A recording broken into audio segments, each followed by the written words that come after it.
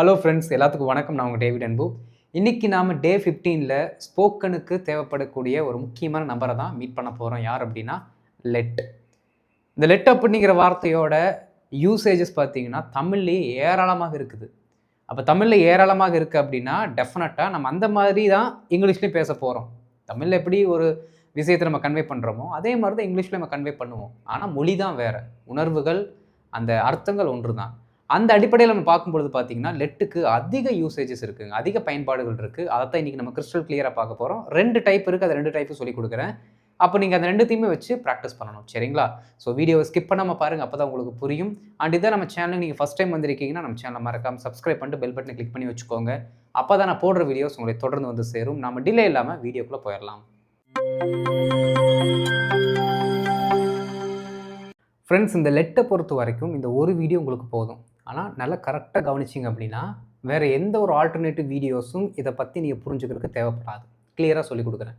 என்ன அப்படின்னா, லெட் அப்படிங்கிற வார்த்தையை நாம் 2 விதங்களில் யூஸ் பண்ணுவோம். அதாவது அர்த்தங்கள் வேறு இருக்கும், ஆனால் விதங்கள் இருக்குது. டைப்பே பார்த்தீங்கன்னா 2 இருக்குது. ஒன்று என்ன அப்படின்னா, நாம் வழக்கமாக இதை வேர்பு கூட யூஸ் பண்ணுவோம். இது ஒரு டைப்பு. இன்னொன்று என்ன அப்படின்னா, நவுனு கூட யூஸ் பண்ணுவோம். இது 2வது டைப்பு. அப்போ 2 டைப்லேயுமே அது எப்படி வேலை செய்யுது அப்படிங்கிறத நம்ம தெரிஞ்சுக்கணுங்க, சரிங்களா?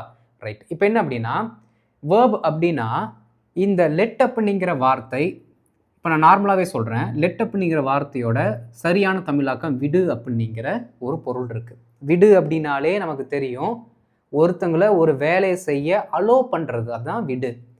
அனுமதித்தல். அதாவது லெட் அப்படிங்கிற வார்த்தையோட சரியான ரீப்ளேஸ், ஆல்டர்னேட்டிவ் பண்ணக்கூடிய வார்த்தை எது அப்படின்னா அலோ டு அப்படிங்கிற வார்த்தை. எப்படி அலோ வந்தால் டு வரணும். அலோ டு அப்படிங்கிற வார்த்தை தான் லெட்டை ரீப்ளேஸ் பண்ணும். அப்போது அலோ டு இந்த 2 வார்த்தைகளும் சேர்த்து தான் லெட்டை ரீப்ளேஸ் பண்ணுதுன்னா லெட்டு கூட நீங்கள் டு அப்படிங்கிற வார்த்தையை போட தேவையில்லை. போட்டால் தப்பு. போட தேவையில்லைன்னா வேண்டாம். ஏன் அப்படின்னா லெட்டுக்குள்ளேயே டு இருக்குது, சரிங்களா? அப்போது லெட்டு கூட வரக்கூடிய எந்த வினைச்சொல்லாக இருந்தாலும் அந்த வேர்புக்கு முன்னாடி டு போட வேணாம். போட்டிங்கன்னா பிளெண்டர் ஆகிரும். அடுத்து பாருங்கள், விடு அப்படிங்கிற அர்த்தம் எதற்கு? ஒருத்தவங்களுக்கு நம்ம ஒரு அனுமதியை கொடுக்குறோம், சரிங்களா? அதே மாதிரி தான் பார்த்தீங்கன்னா இங்கேயும் அந்த விடு அப்படிங்கிற அர்த்தத்தில் தான் இந்த லெட் அப்படிங்கிற வார்த்தை வரும். எது? உள்ளார்ந்த அர்த்தம். உள்ளார்ந்த அர்த்தம் அவங்கள அலோ பண்ணுறது, சரிங்களா? ரைட். இப்போது வேறு என்ன பார்க்கணும் அப்படின்னா, இதை பொறுத்த வரைக்கும் இந்த லெட் அப்படிங்கிற சென்டென்ஸை பொறுத்த வரைக்கும் லெட் அப்படிங்கிற வார்த்தையில் தான் சென்டென்ஸே ஸ்டார்ட் ஆகும். எப்படி? லெட் அப்படிங்கிற வார்த்தையில் தான் சென்டென்ஸே ஸ்டார்ட் ஆகும். சரி, லெட் அப்படின்னா ஃபஸ்ட்டு என்ன பார்ட்ஸ் ஆஃப் ஸ்பீச் அது தெரிஞ்சுக்கணும். லெட் அப்படிங்கிறது என்ன பார்ட்ஸ் ஆஃப் ஸ்பீச்? அது ஒரு வேர்பு. அப்போ வேர்பில் ஒரு சென்டென்ஸ் ஆரம்பிக்குதுன்னா அந்த சென்டென்ஸ் என்ன மாதிரியான சென்டென்ஸ்? என்ன மாதிரியான சென்டென்ஸ்? வெரி குட், இம்பெரேட்டிவ் சென்டென்ஸ், கட்டளை வாக்கியம். இப்போ கட்டளை வாக்கியம் அப்படின்னாலே எப்போவுமே அது எப்படி ஸ்டார்ட் ஆகும்? வினைச்சொல்லை வச்சு தான் ஸ்டார்ட் ஆகும், வேர்பை வச்சு தான் ஸ்டார்ட் ஆகும். அப்போது வேர்பை வச்சு ஸ்டார்ட் ஆகுறதுனால இது பார்த்தீங்கன்னா ஒரு ஆர்டரை பாஸ் பண்ணுறதுக்கு, ஒரு இன்ஃபர்மேஷனை பாஸ் பண்ணுறதுக்கு தான் யூஸ் ஆகுமோ தவிர வேறு எதற்கும் யூஸ் ஆக போகிறதில்ல. ஆனால் ஒரு ஆர்டராக இருக்கட்டும், ஒரு இன்ஃபர்மேஷனை நம்ம பாஸ் பண்ணுறதா இருக்கட்டும், இதோட தொனி வேறு. தொனி வேறு. இதோட தொனி வேறு. என்ன அப்படின்னா, இதோட பாணியாக இருக்கட்டும், இதோட துணியாக இருக்கட்டும், எப்படின்னா நம்ம நார்மலாக அதை செய், இதை செய், இங்கே வா, அங்கே போ அப்படிங்கிற மாதிரி தான் என்ன பண்ணுவோம் அப்படின்னா கட்டளை வாக்கியங்களை யூஸ் பண்ணுவோம். இது கொஞ்சம் மாறி அவன் அந்த வேலையை செய்ய விடு, இவங்களை அந்த வேலையை செய்ய விடு அப்படிங்கிற டோனில் வரும். புரியுதுங்களா? அவ்வளோதான். அப்போ இந்த விடு அப்படிங்கிற வார்த்தை 2 ஆங்கிளில் வரும். ஒன்று ஒருத்தங்களை ஒரு வேலையை செய்ய விடுதல், இன்னொன்று விடுதல்ங்கிறது இன்னொரு பக்கம் என்ன பண்ணலான்னா அனுமதித்தல் அப்படிங்கிற வார்த்தையை கூட நம்ம எடுத்துக்கலாம். அனுமதி இல்லாட்டி விடுதல், இந்த வார்த்தை ஒரு மீனியை கொடுக்கும். இன்னொரு வார்த்தை என்ன கொடுக்கும் அப்படின்னா, ஒரு சில வேலைகளை தானாகவே முன்வந்து அந்த வேலையை செய்வாங்க. தானாகவே முன்வந்து செய்வாங்க. ஃபார் எக்ஸாம்பிள், நீங்கள் இருக்கீங்க, உங்களால் ரோடு கிராஸ் பண்ண முடியல, உங்களுக்கு கால் வலிக்குது, இல்லாட்டி கால் அடிபட்டிருக்கு, உங்களால் ரோடு கிராஸ் பண்ண முடியலன்னா நான் பார்க்குறேன், உடனே என்ன பண்ணுவேன்? தானாக முன் வந்து, மேடம் நான் உங்களுக்கு ஹெல்ப் பண்ணுறேன் சார், நான் உங்களுக்கு ஹெல்ப் பண்ணுறேன், வாங்க நான் உங்களை ரோடு கிராஸ் பண்ணி விட்றேன் அப்படின்ட்டு நானாக முன் வந்து ஒரு சில வேலைகளை செய்வேன். இந்த மாதிரியான சென்டென்சஸும் பார்த்தீங்கன்னா லெட் அப்படிங்கிறத வச்சு தான் ஸ்டார்ட் பண்ணணும். புரியுதுங்களா? நான் செய்கிறேங்க, நான் உங்களுக்கு ஹெல்ப் பண்ணுறேன், நான் காரை ஓட்டுறேன், ஐயோ நான் சமைக்கிறேன். இந்த மாதிரி நம்மளோட அந்த செல்ஃப் வில்லிங்னஸை முன்னிறுத்தி பேசக்கூடிய வாக்கியங்களும் லெட்டு கீழே தான் வரும். இது ஒன்று. எப்படி? ஒருத்தர் செய்கின்ற வினையை பற்றி பேசினால் அது ஃபார்ம் 1 சரிங்களா, டைப் 1. அடுத்து பார்த்தீங்கன்னா நவுன் கூட நம்ம யூஸ் பண்ணும் பொழுது இந்த நவுன் அப்படிங்கிறது என்றைக்குமே ஒரு ஆப்ஜெக்டாக இருக்கலாம், ஓகேங்களா, இல்லாட்டி ஏதோ ஒரு பர்ஃபெக்ட் நவுன் ப்ரொனவுன் வச்சுருக்கலாம் சரிங்களா, ஏதோ ஒன்று இருக்கட்டும். அந்த நவுனுக்கு முன்னாடி நமக்கு பி அப்படிங்கிற வார்த்தை தான் வரும். எப்படி? இந்த பி அப்படிங்கிற வார்த்தை இங்கே வராது, இங்கே வரவே வராது. ஏன்னா வந்துச்சுன்னா பேசிவாக மாறிடும். இந்த பி அப்படிங்கிற வார்த்தை இங்கே இந்த ஃபார்மில் வேர்பு கூட வச்சு பேசும்பொழுது போட்டிங்கன்னா அது பேசிவாக மாறிடும். அதனால இன்றைக்கி நான் உங்களுக்கு சொல்லிக் கொடுக்குற கான்செப்ட் என்ன அப்படின்னா, லெட்டு கூட பிஏ நீங்கள் நவுனு கூட மட்டும்தான் போடணும். அதை மட்டும் ப்ராக்டிஸ் பண்ணுங்கள். புரியுதுங்களா? ரைட். அப்போது எந்த ஒரு நவுனை சொல்கிறோமோ அந்த நவுனுக்கு முன்னாடி பிங்கிற வார்த்தை போடணும்.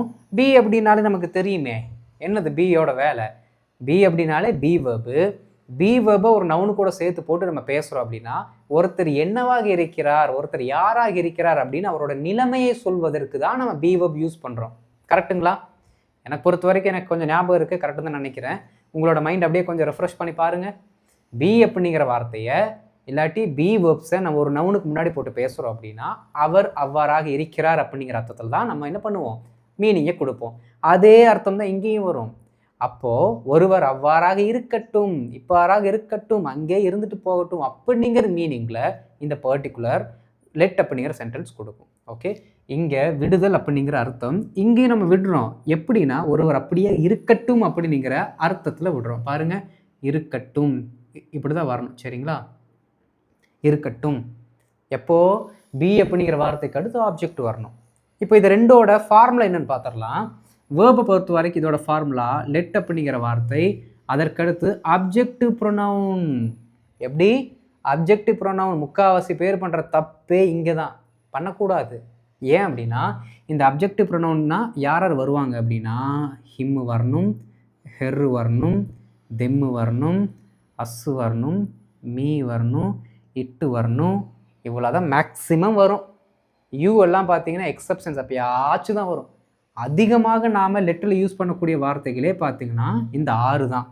சரி, இந்த 6 எதற்கு பதிலாக வரணும் அப்படின்னா ஹீ அப்படிங்கிற வார்த்தைக்கு பதிலாக ஹிம்மும், ஷீ அப்படிங்கிற வார்த்தைக்கு பதிலாக ஹெர்ரும், தே அப்படிங்கிற வார்த்தைக்கு பதிலாக தெம்மும், வி அப்படிங்கிற வார்த்தைக்கு பதிலாக அஸ்ஸும், ஐ அப்படிங்கிற வார்த்தைக்கு பதிலாக மீயும், இட் அப்படிங்கிற வார்த்தைக்கு பதிலாக இட்டும் தான் வரும்.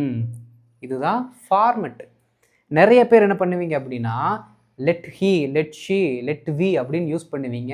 இது மொழியை கற்றுக்கும் பொழுது நாம் ஏற்படுத்துகிற சாதாரண பிழைகள் தான், ஒரு நார்மலாக நடக்கக்கூடிய எரர் தான். அதனால நீங்கள் ரொம்ப டவுனில் ஃபீல் பண்ணிக்க வேண்டாம். கண்டிப்பாக இந்த எரர் வரும். இந்த எரர் வராமல் உங்களால் அடுத்த கட்டத்துக்கு மூவ் ஆக முடியாது. கண்டிப்பாக வரும், ஏன்னா அப்படி தான் நம்ம பழகியிருக்கோம் சரிங்களா. அப்போது லெட் ஹீ, லெட் ஷீ அப்படிங்கிற மாதிரி தான் ஸ்டார்டிங் நம்ம பேசுவோம். போக போக என்ன பண்ணுங்கள், அப்படியே தவிர்த்துக்கோங்க. லெட் ஹீ வரக்கூடாது, லெட் ஹிம் தான் வரணும், லெட் ஷீ வரக்கூடாது, லெட் ஹர் தான் வரணும் அப்படிங்கிற மாதிரி நீங்களே ஒரு செல்ஃப் டீச்சிங்கும் கொடுத்துக்கணும் சரிங்களா. அடுத்து இந்த அப்ஜெக்டிவ் ப்ரொனவுனுக்கு அடுத்து நாம் எந்த ஆக்ஷனை அவங்கள செய்ய சொல்கிறோமோ இல்லாட்டி அலோவ் பண்ணுறோமோ அந்த ஆக்ஷனோட V1 ஃபார்மெட்டு தான் போடணும். எக்காரணத்து கொண்டும் V2 V3 வந்துடவே கூடாது, வரவே கூடாதுங்க. V2 V3க்கு லெட்டு கூட வேலையே இல்லை. அதை ஃபஸ்ட்டு நீங்கள் புரிஞ்சுக்கணும். அதற்கடுத்து ஏதாவது அந்த சென்டென்ஸில் தேவைப்படுற ஒரு ஆப்ஜெக்ட்ஸ் யாராச்சும் வந்தாங்கன்னா நீங்கள் போட்டுக்கலாம். இதுதான் ஃபார்மெட். லெட்டு, அப்ஜெக்டிவ் ப்ரொனவுன், அதற்கடுத்து வேர்பு, அதற்கடுத்து என்ன ஆப்ஜெக்டை நீங்கள் சொல்கிறீங்களோ அந்த ஆப்ஜெக்டை போட்டுக்கலாம். எக்ஸ்ட்ரா வார்த்தைகள் சரிங்களா. இங்கே பாருங்கள், அதே மாதிரி லெட் அப்படிங்கிற வார்த்தை அப்ஜெக்டிவ் ப்ரொனவுனு, ஆனால் இதற்கடுத்து இங்கே V1 வந்துச்சு பார்த்தீங்களா, இது மட்டும் இங்கே சேஞ்ச் ஆகும். பி அப்படிங்கிற வார்த்தை அதற்கடுத்து ஒரு நவுனு இல்லாட்டி ஒரு ஆப்ஜெக்ட்டு ஏதோ ஒன்று சரிங்களா, ஏதோ ஒன்று நீங்கள் போட்டுக்கலாம். இல்லை ஒரு சில சமயம் என்னாச்சுன்னா லொக்கேஷன் கூட நம்ம யூஸ் பண்ணுவோம், போட்டுக்கலாம். அதாவது ஆப்ஜெக்ட் நவுன் ரிலேட்டடாக எதெல்லாம் வருதோ அதெல்லாமே பி அப்படிங்கிற வார்த்தைக்கு அடுத்து வரணும். ஓகே, இதைத்தான் என்ன பண்ண போகிறோம் அப்படின்னு நம்ம யூஸ் பண்ண போகிறோம். எக்காரணத்தை கொண்டும் இதற்கடுத்து வேர்பை போட்டுறாதீங்க. போட்டிங்கன்னா 100% தப்பு. ஏன்னா இன்றைக்கி நான் அந்த ஃபார்மெட் உங்களுக்கு சொல்லிக் கொடுக்கல. பி கூட வேர்பு வரக்கூடாது. புரியுதுங்களா? இது ஒரு ஃபார்மெட், அது ஒரு ஃபார்மெட். அப்போது இந்த 2 ஃபார்மெட்லேயுமே நம்ம ப்ராக்டிஸ் பண்ணி பழகிட்டோம்னா நிறைய கற்றுக்கலாம் லெட்டில். ஓகே, இப்போது இதோட நெகட்டிவ் ஃபார்ம் என்ன அப்படின்னா ரெண்டுத்துக்குமே காமன் எழுதிடுறேன். என்ன அப்படின்னா லெட் அப்படிங்கிற வார்த்தை அப்ஜெக்டிவ் ப்ரொனவுனுக்கு அடுத்து எப்படி அப்ஜெக்டிவ் ப்ரொனவுனுக்கு அடுத்து நாட்ங்கிற வார்த்தை போட்டால் முடிஞ்சு போச்சு. புரியுதுங்களா? அப்ஜெக்டிவ் ப்ரொனவுனுக்கு அடுத்து நாட்ங்கிற வார்த்தை போட்டுக்கலாம். அதற்கடுத்து நீங்கள் V1 போடுறீங்களோ பி போடுறீங்களோ அதெல்லாம் இருந்துட்டு போட்டும். அப்ஜெக்டிவ் ப்ரொனவுனுக்கு அடுத்து நாட் அப்படிங்கிற வார்த்தை வந்துடணும். ஓகே, இதுதான் இதோட நெகட்டிவ் ஃபார்ம். நம்ம இன்றைக்கி பாசிட்டிவ்லையும் பார்க்க போகிறோம், நெகட்டிவ்லையும் பார்க்க போகிறோம். புரியுதுங்களா? இப்போ நாம் எக்ஸாம்பிள்ஸ்குள்ளே போயிடலாம். அப்போ தான் நமக்கு ஒரு தெளிவான அண்டர்ஸ்டாண்டிங் வரும். இப்போ நம்ம எக்ஸாம்பிள்ஸ்குள்ளே போயிடலாம். ஃப்ரெண்ட்ஸ், இப்போ ஃபஸ்ட்டு என்ன பண்ணலாம் அப்படின்னா, லெட்டு கூட V1 போட்டு நம்ம என்ன பண்ணலான்னா ஒரு சில எக்ஸாம்பிள்ஸ் பார்க்கலாம். சரிங்களா? நல்லா கவனிக்கணுங்க. போன ஸ்லைடில் சொல்லி கொடுத்ததை விட வேற ஒரு மெத்தடு எனக்கு தோணுச்சு. எதற்குன்னா நெகட்டிவ்க்கு நம்ம அந்த மெத்தடை ஃபாலோ பண்ணலாம். சரிங்களா? ஏன்னா அது கொஞ்சம் ஈஸியாக இருக்குது. எப்படி நாட்டை வந்து இடையில போடுறதுக்கு விட இன்னொரு ஃபார்மெட் இருக்குது, அது ரொம்ப ஈஸியாக இருக்குது. நம்ம அதுவும் ஃபாலோ பண்ணிக்கலாம். சரிங்களா? சரி வாங்க ஃபஸ்ட்டு இதை முடிச்சுட்டு வருவோம். நல்லா கவனிக்கணுங்க. என்னை போக விடு அப்படிங்கிற ஒரு சென்டென்ஸ் இருக்குது. நான் போகிறேன். அப்போ என்ன அப்படின்னா இந்த ஒரு சென்டென்ஸ் என்ன பண்ணுதுன்னா யாரோ ஒருத்தங்கிட்ட நாம் பெர்மிஷனை கேட்குறோம். எப்படி யாரோ ஒருத்தங்கிட்ட நம்மளை போக விடுறதுக்கான பெர்மிஷனை கேட்குறோம். ஓகே, அலோவ் பண்ணுறதுக்கு கேட்குறோம். அது ஒரு மீனிங் இங்கே இருக்குது. நான் போகிறேன் அப்படின்னு நம்ம என்ன பண்ணுறோம் அப்படின்னா நம்மளோட வில்லிங்னஸை காட்டுறோம். அப்போது ரெண்டு ஆங்கிள்லேயுமே லெட் அப்படிங்கிற வார்த்தையை நான் உபயோகப்படுத்த முடியும் நான் சொன்னேன்னா இல்லைங்களா? அப்போது சென்டென்ஸை வேறு வேறையாக இருந்தாலும் டிரான்ஸ்லேஷன்ஸ் ஒரே மாதிரி தான் வரும். அதை நீங்கள் புரிஞ்சுக்கணும். ஓகே, ஃபஸ்ட்டு பாருங்கள். என்னை போக விடு, என்னை போக விடு. இதில் லெட் அப்படிங்கிற வார்த்தை பார்த்தீங்கன்னா இந்த வார்த்தைக்கு ரீப்ளேஸ் பண்ண வேண்டும். சரிங்களா? விடு அப்படின்னா லெட்டு, அதற்கடுத்து ஒரு அப்ஜெக்டிவ் ப்ரொனவுன் வரணும். இதில் இருக்க அப்ஜெக்டிவ் ப்ரொனவுன் யார் அப்படின்னா என்னை. என்னை அப்படின்னா ஐயோட அப்ஜெக்டிவ் ப்ரொனவுன் என்ன? மீ. சரிங்களா? போக அப்படின்னா போ அப்படிங்கிறதுக்கு நம்ம இங்கிலீஷில் என்ன வார்த்தை வச்சுருக்கோம்? கோ அப்படிங்கிற ஒரு வார்த்தை வச்சுருக்கோம். அந்த கோ அப்படியே போட்டால் வேலை முடிஞ்சுது, அவ்வளோதான். Let me go, let me go என்ன போக விடு அப்படின்னு அர்த்தம். இதே நம்மளே ஓனாக சொல்கிறோன்னு வச்சுக்கோங்களேன், நம்மளோட சுய விருப்பத்தின் படி சொல்கிறோம் லெட் மீ கோ அப்படின்னு சொன்னீங்கன்னா நான் போகிறேன், என்னது நானே போகிறேன், நானே இந்த வேலையை செய்கிறேன் அப்படிங்கிற அர்த்தத்தில் வந்துடும். இங்கேயும் அதே சென்டென்ஸ் தான். சரிங்களா? அப்போது நீங்கள் தான் யோசிச்சுக்கணும். நீங்கள் ஒருத்தங்கிட்ட பெர்மிஷன் கேட்குறீங்களா, நீங்கள் ஒருத்தங்களை உங்களை அலோவ் பண்ண சொல்கிறீங்களா, இல்லை நீங்களே உங்கள் சுய விருப்பத்தை சொல்கிறீங்களா அப்படிங்கிறத நீங்கள் தான் யோசித்து பேசிக்கணும். ஏன்னா ரெண்டு ஆங்கிலையும் அது ஒர்க் ஆகுது. புரியுதுங்களா? ரைட். அவளை தீர்மானிக்க விடு, அவளை தீர்மானிக்க விடு. பாருங்கள், அவளை தீர்மானிக்க விடு ரொம்ப சிம்பிள். லெட்டுங்கிற வார்த்தை போடணும். அவளை அப்படின்னா ஷீக்கு பதிலாக ஹெர்னுங்கிற வார்த்தை போடுறோம். தீர்மானித்தல், தீர்மானித்தல் அப்படின்னா என்ன பண்ணுறது? டிசைட் பண்ணுறது. ஓகே, அப்போ லெட் ஹர் டிசைட். புரிஞ்சு போச்சு. லெட் ஹர் டிசைட், அவளை தீர்மானிக்க விடு. இன்னொரு ஆங்கிளில் அவளே தீர்மானிக்கட்டும். எப்படி? அவளே தீர்மானிக்கட்டும். அப்போது அவளோட போக்கில் விட்டுடுறோம், அவளோட மன விருப்பத்தின் படி விடுறோம். அப்போது இன்னொரு ஆங்கிளில் வருது, அவளே தீர்மானிக்கட்டும் அப்படின்னா லெட் ஹர் டிசைட். அவ்வளோதான். பாருங்கள், லெட் ஹர் டிசைட். இது அவளுடைய மன விருப்பத்தின் படி அவளோட போக்கில் விடுறது. புரியுதுங்களா? குழந்தைகளை வெளியில் விளையாட விடு. குழந்தைகள் வெளியில் விளையாடட்டும். இதை பொறுத்த வரைக்கும் நீங்கள் இன்னொரு ஆங்கிள் வருது பார்த்தீங்களா? எப்படி ஒருத்தங்க அவங்களாவே தானாகவே செய்கிறாங்க, இல்லாட்டி அவங்களோட போக்கில் விடுறோம்ல, அந்த மாதிரி சென்டென்ஸ்லாம் பார்த்தீங்கன்னா இந்த மாதிரி முடிவை தான் கொண்டு வரும். விடு விடுன்னு வராது. நானே பண்ணுறேன், அவங்களே செய்யட்டும், அவங்களே போகட்டும் அப்படிங்கிற டோனில் வரும். இன்னொரு மீனிங் எப்படி வரும்? அலோவ் பண்ணுறது, அனுமதிக்கிறதுக்கு விடு விடுனே தான் வரும். அப்போ ரெண்டு ஆங்கிளுமே நீங்கள் பார்த்து வச்சுக்கணும். சரிங்களா? ஃபஸ்ட்டு பாருங்கள், குழந்தைகளை வெளியில் விளையாட விடு. ரொம்ப சிம்பிள். லெட்டுங்கிற வார்த்தை போட்டுக்கணும். அடுத்து லெட் த சில்ட்ரன். அவ்வளோதான். Let the children. இதற்கடுத்து என்ன பண்ணணும்? என்ன வேர்பை போடணுமோ அந்த வேர்பை போடணும். Let the children play. அதுக்கப்புறம் மீதி இருக்கிற வார்த்தை இதெல்லாம் பார்த்தீங்கன்னா V1ஓட முடிச்சிட்டோம். இங்கே V1க்கு அடுத்து பார்த்தீங்கன்னா இங்கே எக்ஸ்ட்ரா ஒரு வார்த்தை இருக்குது, வெளியில். அப்போ அந்த வார்த்தையை மட்டும் ஆட் பண்ணால் போதும். இப்போ பாருங்கள், அந்த 3 புள்ளி வச்சுருக்குமே, 3 புள்ளினா வேர்புக்கு அடுத்து ஏதாவது வார்த்தைகள் வந்தாலும் நீங்கள் போட்டுக்க வேண்டியது தான். ஓகே, ப்ளே வெளியில் அப்படின்னா அவுட் சைடு. முடிஞ்சது. பாருங்கள், let the children play out side. Let the children play out side. குழந்தைங்களை வெளியில் விளையாட விடுங்க, நீங்கள் அனுமதி கொடுக்குறோம். இன்னொன்று என்ன சொல்கிறோம் அப்படின்னா, குழந்தைங்க வீட்டுக்குள்ளே விளாண்டுருக்காங்க, அடைச்சி வச்ச மாதிரி விளாண்டுருக்காங்க. நாம் என்ன பண்ணுறோம்? குழந்தைகளை வெளியில் விடுறதுக்கு அவங்களுக்கு ஒரு அனுமதியை கொடுக்குறோம், அவங்களுக்கு ஒரு ஃப்ரீடமை கொடுக்குறோம். புரியுதுங்களா? அதுவும் மனமும் வந்து பாருங்கள், குழந்தைகள் வெளியில் விளையாட்டும். சரி, எவ்வளோ நேரம் வீட்டுக்குள்ளே அடைச்சி வச்சுருக்குது, கொஞ்ச நேரம் குழந்தைங்க வெளியில் விளையாட்டும் அப்படிங்கிற ஒரு வில்லிங்னஸை காட்டுது. Okay, let the children, let the children play outside. அவ்வளோதாங்க, simple. Let the children play outside. அவங்களுக்கு ஒரு அனுமதியை கொடுக்குறோம். புரியுதுங்களா? அந்த அனுமதியோட அர்த்தம் வேறு. ஏன்னா அது வில்லிங்னஸோட வருது. இது பார்த்தீங்கன்னா ஜஸ்ட்டு பெர்மிஷன் கொடுக்கறது அவ்வளோதான். சரிங்களா? இதெல்லாமே பார்த்தீங்க அப்படின்னா பாசிட்டிவில் நம்ம யூஸ் பண்ணியிருக்கோம். இதற்கடுத்து போகிறது எல்லாமே நெகட்டிவ். நெகட்டிவ்க்கு என்ன சொன்னேன்? இந்த 2த்துக்கு இடையில நாட்டு போடுங்க அப்படின்னு சொன்னேன். கரெக்டுங்களா? ஆனால் அதை விட எனக்கு இன்னொன்று சிம்பிளாக தோணுச்சு. ஃபஸ்ட்டு எழுதிடலாம், அதுக்கப்புறம் வரலாம் வாங்க. அவனை போக விடாதே. அவனை போக விடாதே. இதை ஃபஸ்ட்டு பாசிட்டிவில் சொன்னால் எப்படி வரும்? அவனை போக விடுன்னு வரும். கரெக்டுங்களா? அவனை போக விடாதே, என்னை போக விடுன்னு சொல்லியிருக்கோம். இங்கே அவனை போக விடாதேன்னு சொல்கிறோம். இதை பாசிட்டிவில் சொன்னால் அவனை போக விடு. அவனை போக விடும்னா என்னை போக விடுக்கு பதிலாக அவனை போக விடு. இந்த இடத்துல மீ அப்படிங்கிற வார்த்தையை மட்டும் மாற்றினா போதும். பாருங்களேன், லெட்டு அவனைத்தானே, லெட் ஹிம் கோ, அவ்வளோதான். Let him go. அந்த பக்கம் அதே தான் வரும் பாருங்கள், லெட் ஹிம் கோ, இப்படி தான் வரணும். சரிங்களா? ரைட். நெகட்டிவில் போன ஸ்லைடில் சொன்னதை விட இப்போ இன்னொன்று ஈஸியாக இருக்குது. என்ன தெரியுமா? ரொம்ப simple.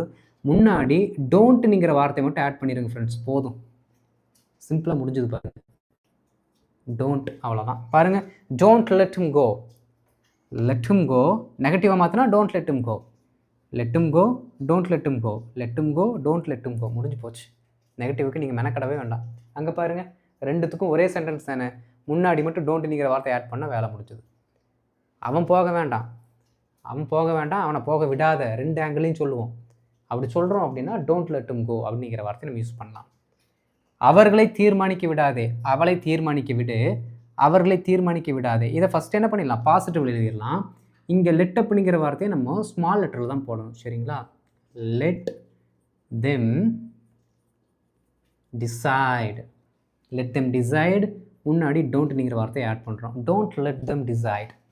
Okay, don't let them decide. Don't let them decide. வேலை முடிஞ்சதுங்க. அவங்களெல்லாம் டிசைட் பண்ணுறதுக்கு விட்டுறாத. Don't let them decide. Don't let them decide. ஆடுகளை இங்கே மேய விடாதே. ஆடுகள் இங்கே மேய வேண்டாம். புரியுதுங்களா? மேயக்கூடாதுன்னு இல்லை, மேயக்கூடாதுன்னா ஷுட்டு மஸ்ட்டுக்கு போயிடும். மேய வேண்டாம்னு சொல்கிறோம். அந்த வேண்டாம்ங்கிற வார்த்தை வந்துச்சுன்னா லெட் அப்படிங்கிறதா வரணும். சரிங்களா? ஆடுகளை இங்கே மேய விடாதே. ஓகே, இப்போ நம்ம அப்படியே ஸ்டார்டிங்லேருந்து எழுதிடுவோம். Don't let the sheep. Don't let the sheep. மேயறதுக்கு என்ன சொல்லலாங்க? மேயறதுக்கு பரவாயில்லையே, சூப்பராக தெரிஞ்சு வச்சுருக்கீங்க. கிரேஸ் ஹியர், அவ்வளோதான். பாருங்கள், don't let the sheep graze here. Don't let the sheep graze here. அதே தான் இங்கேயும். ஓகே, டு நாட் அப்படின்னு சொன்னாலும் கரெக்டு தான். Okay, don't let the sheep, let do not let the sheep grave here. Sorry, graze here. கிரேவ்னா பிரேதக்குழி ஆயிரும், graze தான் சொல்லணும். கிரேவ் வேறு, கிரேஸ் வேறு. Don't let the sheep graze here. Don't let the sheep graze here. Simple. அப்போது இந்த particular objective ப்ரொனவுனுக்கு அடுத்து V1 வந்துச்சுன்னா என்ன மீனிங்கில் வருது அப்படிங்கிறது இப்போ நமக்கு கிறிஸ்டல் கிளியராக தெரிஞ்சிருச்சு. ஓகே, அடுத்து நம்ம என்ன பண்ணலாம்னா ஆப்ஜெக்டை போடலாம். இங்கே இதற்கு அடுத்து நம்ம இங்கே ஒரு ஆப்ஜெக்டை போட்டால், அதுவும் பி அப்படிங்கிற வார்த்தையை போட்டால் என்ன மீனிங் வருது அப்படிங்கிறத இப்போ பார்க்கலாம். இப்போ அடுத்த டைப்போட எக்ஸாம்பிள்ஸ் பார்க்கலாம். ஃபார்மெட் எப்படி? லெட்டு அப்ஜெக்டிவ் ப்ரொனவுன், அதற்கடுத்து பி அப்படிங்கிற வார்த்தை வரணும், அதற்கடுத்து ஒரு நவுனு இல்லாட்டி ஒரு ஆப்ஜெக்ட். சரிங்களா? பாருங்கள், அவர்களை அங்கே இருக்க விடு. ஒன்று பெர்மிஷன் கொடுக்குறோம், அவங்கள அங்கே இருக்க விட்டுரு, இருந்துட்டு போட்டோம் அப்படின்னு சொல்கிறோம். ரெண்டாவது பாருங்கள், இருக்கட்டும் நீங்கிற அப்படியே அந்த மீனிங்லேயே வந்துடுது. ஒன்று அவங்கள அங்கே இருக்க விடு அப்படிங்கிற ஒரு பெர்மிஷனை கொடுக்கணும், ஒரு அலோவ் பண்ணணும் அப்படிங்கிற மீனிங்கை கொடுக்குது. இன்னொன்று நம்மளே மனம் ஊமுது சொல்கிறோம், அங்கே இருந்துட்டு போட்டு விட்றா அப்படின்னு சொல்கிறோம். புரியுதுங்களா? ஆனால் ரெண்டுத்துக்குமே இங்கிலீஷில் ஒரே ஃபார்மெட்டு தான். அவர்களை அங்கே இருக்க விடு. ஓகே, அப்போ ஃபஸ்ட் எப்பயும் போல் லெட் அப்படிங்கிற வார்த்தையில் ஆரம்பிக்கணும். ஓகே, லெட்டு தெம்மு, அதற்கடுத்து பி அப்படிங்கிற வார்த்தை, அவ்வளோதான். லெட் தெம் பி, அதற்கடுத்து ஒரு நவுனு. அந்த நவுனில் என்னென்ன வரும்னு சொன்னேன்? ஒரு நவுனாக இருக்கலாம், ப்ரொனவுனாக இருக்கலாம், ப்ராப்பர் நவுனாக இருக்கலாம், லொக்கேஷனும் சொன்னேன். இங்கே பார்த்தீங்கன்னா நமக்கு அங்கேங்கிற அப்படின்னு வார்த்தை தான் இருக்குது. அப்போது லொக்கேஷன் தான் வந்துருக்கு. அந்த லொக்கேஷனை தூக்கி போட்டால் வேலை முடிச்சுது. Let them be there. Let them be there, அதே தான் இங்கேயும் வரணும், எழுதிடலாம். சரிங்களா? லெட் தெம் பி தேர், அவர்கள் அங்கே இருக்கட்டும், அவங்க அங்கேயே இருக்க விடு, அவங்க அங்கேயே இருந்துட்டு போட்டோம். எல்லாத்துக்கும் ஒரே டிரான்ஸ்லேஷன் தான். நீங்கள் என்ன டோனில் சொல்கிறீங்களோ அதற்கேற்ற மாதிரி இந்த மீனிங் கன்வே ஆயிரும். சரிங்களா? சிச்சுவேஷனை பொறுத்து அதுவே மாறிக்கும். படத்தை சுவற்றில் இருக்க விடு. படத்தை சுவற்றில் இருக்க விடு. ஓகே, ஒரு பிக்சர் வந்து செவுத்தில் மாட்டியிருக்கோம். படத்தை செவுத்துல இருக்கிற விட்டுரு, இருந்துட்டு போட்டோம் அப்படின்னு சொல்லுவோம். பாருங்கள் 2 மீனிங் வருது. அப்புறம் ரெண்டுத்துக்கும் ஒரே இங்கிலீஷ் சென்டென்ஸ் தான். என்ன? லெட் அப்படிங்கிற வார்த்தை போட்டது எப்பயும் போல் ஆரம்பிக்கணும். ஆரம்பிச்சிடலாம். ஓகே, லெட் என்ன அப்ஜெக்டிவ் ப்ரொனவுன் இங்கே இருக்குது? அந்த ஹிம்மு ஹெர்ரெல்லாம் கிடையாது. என்ன ஆப்ஜெக்ட் இருக்கோ அதை அப்படியே போட்டுற வேண்டியதுதான். இங்கே டைரக்ட் ஆப்ஜெக்ட் வருது. ஓகே, லெட் த பிக்சர், அவ்வளோதான். லெட் த பிக்சர் பி எங்கேயாமா? சுவற்றில். அப்போது ஆன் அ வால், அவ்வளோதான். சுவற்றின் மேல். அப்போது சுவர் அப்படிங்கும்போது ஆன் அப்படிங்கிற வார்த்தை போட்டால் கரெக்டாக இருக்கும். ஏன்னா சுவற்றின் மேல் தான் சொல்கிறோம். அப்போ ஆன் அப்படிங்கிற ப்ரிப்போசிஷன் நமக்கு தேவைப்படுது. பாருங்கள், let the picture be on a wall. Let the picture be on a wall. அவ்வளோதான். கொஞ்சம் ஈஸியாக இருக்குங்களா? இப்போ நான் ஆன்சர்ஸ் எல்லாம் எழுதுறதுக்கு முன்னாடி உங்களால் கடகடன்னு எழுதிட்டு வர முடியுதா? ஈஸியாக தான் இருக்குது. புரியுதில்ல உங்களுக்கு? ஏன்னா புரிதல் தான் ரொம்ப ரொம்ப முக்கியம். ஓகே, சரி வாங்க. எங்களை அப்படியே இருக்க விடு. எங்களைன்னா இங்கே லெட் அஸ் அப்படிங்கிற வார்த்தையை நம்ம சொல்லணும். போன ஸ்லைடில் நம்ம லெட்ஸ் அப்படிங்கிற வார்த்தையை பார்க்கல, அப்போ இங்கே பார்க்க போகிறோம். ஓகே, லெட்ஸ் அப்படிங்கிற வார்த்தையை நம்ம யூஸ் பண்ணோம். எழுதலாமா? எங்களை அப்படியே இருக்க விடு. நாங்கள் ஒரு நல்ல டீமாக இருந்தோம், எங்களை அப்படியே விட்டுரு. நாங்கள் ஒரே டீமாக இருந்தால் தான் எங்களால் வெற்றி பெற முடியும் அப்படின்னு நம்ம சொல்கிற மாதிரி வச்சுக்கலாம். ஓகே, அப்போ இந்த டோனில் வருது. எங்களை அப்படியே இருக்க விடு. Okay, let's. Okay, let's be like that. அவ்வளோதான். அப்படியே அப்படின்னா லைக் தட்.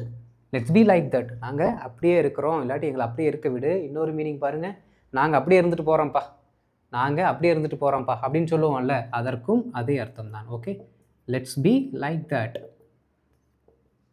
பாருங்கள், என்னடா எல்லோரும் இப்படி இருக்கீங்க? நாங்கள் அப்படியே இருக்கிறோம். Let's be like that. இந்த அர்த்தத்தில் வரும். இப்போ பார்க்க போகிறது எல்லாமே நெகட்டிவ். நல்லா கவனிக்கணுங்க. இந்த இடத்துல மெயின் வேர்பு வந்துச்சு அப்படின்னா முன்னாடி டோன்ட் போட்டுக்கோங்க. எப்படி? மெயின் வேர்ப் வந்தால் டோன்ட் போட்டுக்கோங்க. பி வேர்ப் வந்துச்சு அப்படின்னா இந்த பிக்கு முன்னாடி நம்ம நாட்டு போட்டுக்கலாம். ஏன்னா இதுதான், அதுவும் கரெக்டு தான். ஆனால் பர்ஃபெக்ட் அப்படின்னு வரும்பொழுது என்றைக்குமே பி வேர்பை யூஸ் பண்ணுறோம்னா பி வேர்புக்கு முன்னாடி நாட்டு போட்டோம்னா எக்ஸாக்டாக இருக்கும். சரிங்களா? ஆனால் மெயின் வேர்பு போனது படித்தோம் பார்த்தீங்களா? V1 அங்கே போட்டு படித்தோம்ல, அதற்கு முன்னாடி டோன்ட்டுங்கிற வார்த்தை போடுங்க. இங்கே அப்படி போட வேண்டாம். ரைட்? பாருங்கள், அவளை அங்கே இருக்க விடாதே, அவர்களை அங்கே இருக்க விடு, அவளை அங்கே இருக்க விடாதே. சேம் ஃபார்மெட்டு தான், ஒன்று தான் மாறுது. இங்கே தெம்முன்னு இருக்குது, இங்கே ஷீன் இருக்குது. அவள்னா ஷீ, அதற்கேற்ற மாதிரி மாற்றணும். சரிங்களா? பாருங்கள், let her be there, let her be there. இங்கே நம்ம நெகட்டிவாக மாற்றுறதுக்கு இங்கே நாட் அப்படிங்கிற வார்த்தை போட்டால் முடிஞ்சுது. Let her not be there, let her not be to there. இந்த மாதிரிலாம் தேவையில்லாத ப்ரிப்போசிஷன் போட்டு விட்றாதீங்க, தேவையில்லை. லெட்டர் நாட் பி தேர், அவளை அங்கே இருக்க விடாத. அடுத்து பாருங்கள், அவள் அங்கே இருக்க வேண்டாம், சீக்கிரம் கூப்பிட்டு அவள் அங்கே இருக்க வேண்டாம், இருந்து ஆபத்து அப்படின்னு சொல்கிறோம் பார்த்தீங்களா? அதற்கும் சேம் யூசேஜ் தான்.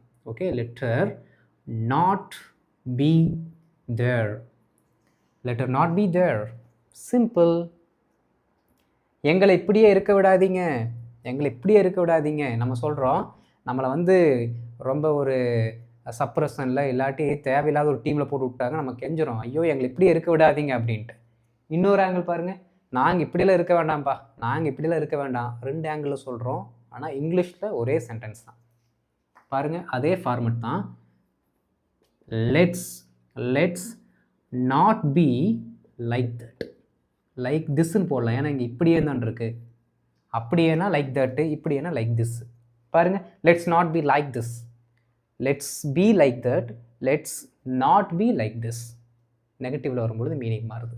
சரிங்களா? பாருங்கள், let's not be like this, let's not be like this. நாங்கள் இப்படியெல்லாம் இருக்க வேண்டாம் அப்படின்னு நம்ம சொல்கிறோம். அனைவரையும் மகிழ்ச்சியாக இருக்க விடாத, யாரையும் ஹாப்பியாக இருக்க விடாத, யாரும் ஹாப்பியாக இருக்க வேண்டாம். 2 மீனிங். யாரையும் ஹாப்பியாக இருக்க விடாத, யாரும் ஹாப்பியாலாம் இருக்க வேண்டாம். நான் கஷ்டப்படுறல, எல்லோரும் கஷ்டப்படுங்க, யாரெல்லாம் சந்தோஷமாக இருக்க வேண்டாம் அப்படின்னு சொல்கிறோம். மீனிங் தான் தமிழில் வரும்பொழுது சிச்சுவேஷனுக்கு ஏற்ற மாதிரி மாறுது. சென்டென்ஸ் இங்கிலீஷை பொறுத்த வரைக்கும் சேம் தான். அனைவரையும் மகிழ்ச்சியாக இருக்க விடாதே. Okay, let every one, okay, let every one not be happy, ஏன் அப்படின்னா இங்கே ஒருத்தவங்க இந்த மாதிரி இருக்க வேணான்னு சொல்கிறோம். அந்த நிலைமையில் அவங்கள யாரையுமே இருக்க விடாத, ஒரு ஹாப்பியான நிலையில் யாரையுமே விடாத. அப்போ ஒரு ஹாப்பி நிலை, ஒரு சோகமான நிலை, இந்த நிலைன்னு வந்துட்டாலே நமக்கு பி வேர்ப் தானே வரும். அதனால தான் இங்கே பி அப்படிங்கிற வார்த்தை போட்டிருக்கோம். Let every one not be happy, அதே தான் இங்கேயும் பாருங்கள். Let every one not be happy. அவ்வளோதான், சிம்பிள், முடிஞ்சு போச்சு. Let every one not be happy, let every one not be happy. என்னது, அனைவரும் மகிழ்ச்சியாக இருக்க விடாத, யாரையும் சந்தோஷமாக இருக்க விடாத, யாரும் சந்தோஷமாக இருக்க வேண்டாம். ரெண்டுத்துக்கும் ஒரே அர்த்தம் தான். புரிஞ்சுதுங்களா? ரொம்ப ரொம்ப சிம்பிள் ஃப்ரெண்ட்ஸ். இதாவது இந்த 4 ஃபார்மெட்டுமே உங்களுக்கு கிறிஸ்பாக சிம்பிளாக சொல்லிக் கொடுக்கணும் அப்படின்னு சொல்லிட்டு நல்லா ஒர்க் அவுட் பண்ணி 2 ஸ்லைடில் முடிச்சிட்டேன். ஏன்னா உங்களுக்கு ஈஸியாக புரிஞ்சிருக்கும். இதுவே நிறைய கொடுத்து உங்களை குழப்ப வேண்டாம். இதுவே கரெக்டு, மோர் தென் எனஃப் இதுவே. சரிங்களா? அப்போ உங்களுக்கு தெரிஞ்சது தானே எப்படி வேர்ப் 1 கூட வந்தால் யூஸ் ஆகுது, அது கூட நெகட்டிவ் ஃபார்ம் என்ன, ஒரு ஆப்ஜெக்ட் கூட வந்தால் எப்படி யூஸ் ஆகுது, அது பி அப்படிங்கிற வார்த்தையை வச்சு வந்தால் எப்படி யூஸ் ஆகுது, இதோட யூசேஜ் என்ன, இதோட மீனிங் எப்படி, 2 சிச்சுவேஷனில் எப்படி வருது, எல்லாத்தையுமே நம்ம இன்னைக்கு கற்றுக்கிட்டோம். அப்போ இதுக்கப்புறம் நீங்கள் என்ன பண்ணணும், நிறைய எக்ஸாம்பிள்ஸ் எடுத்து ட்ரை பண்ணணும். புரியுதுங்களா? அப்படி ட்ரை பண்ணால் மட்டும்தான் உங்களால் நிறைய சென்டென்ஸை மேக் பண்ண முடியும், நிறைய அண்டர்ஸ்டாண்டிங் உங்களுக்கு வரும். எல்லா சிச்சுவேஷனுக்கு ஏற்ற மாதிரி உங்களால் தானாகவே என்ன பண்ண முடியும்னு யோசித்து பேச முடியும். ஓகே, ப்ராக்டிஸ் பண்ணுவீங்களா? Very good friends, very good. இதுதான் எனக்கு வேணும். ப்ராக்டிஸ் பண்ணுங்கள், அதுதான் ரொம்ப ரொம்ப முக்கியம். அண்ட் இந்த வீடியோ பிடிச்சிருந்துச்சுன்னா மறக்காம நம்ம வீடியோவை லைக் பண்ணிட்டு மற்றவங்களுக்கு ஷேர் பண்ணுங்கள், அவங்களும் தெரிஞ்சு கொள்ளட்டும். அண்ட் இதான் நம்ம சேனலுக்கு ஃபஸ்ட் டைம் வந்திருக்கீங்க, மறக்காம நம்ம சேனலை சப்ஸ்கிரைப் பண்ணிட்டு பெல் பட்டனை கிளிக் பண்ணி வச்சுக்கோங்க. அதுதான் நீங்கள் என்கரேஜ் பண்ணுறதுக்கான ஒரு சிம்பிள். சரிங்களா? ரைட். அடுத்த வீடியோவில் உங்களை ஒரு சூப்பரான டாப்பிக்கில் பார்க்குறேன். அது வரைக்கும் இந்த டாபிக் நல்லா ப்ராக்டிஸ் பண்ணுங்கள் ஃப்ரெண்ட்ஸ். ரொம்ப ரொம்ப முக்கியம், ரொம்ப ரொம்ப முக்கியம். இந்த 31 நாளில் நான் உங்களுக்கு என்ன சொல்லிக் கொடுக்க போகிறேன், அது ஸ்போக்கனுக்கு ஆணிவேர் மாதிரிங்க. அதை மட்டும் விட்டுறாதீங்க, எந்த டாப்பிக்குமே விட்டுறாதீங்க, எல்லாத்தையுமே கரெக்டாக ப்ராக்டிஸ் பண்ணுங்கள். இதுவும் ரொம்ப ரொம்ப முக்கியம். சரிங்களா? ரைட், அடுத்த வீடியோவில் பார்க்கலாம். தேங்க்யூ.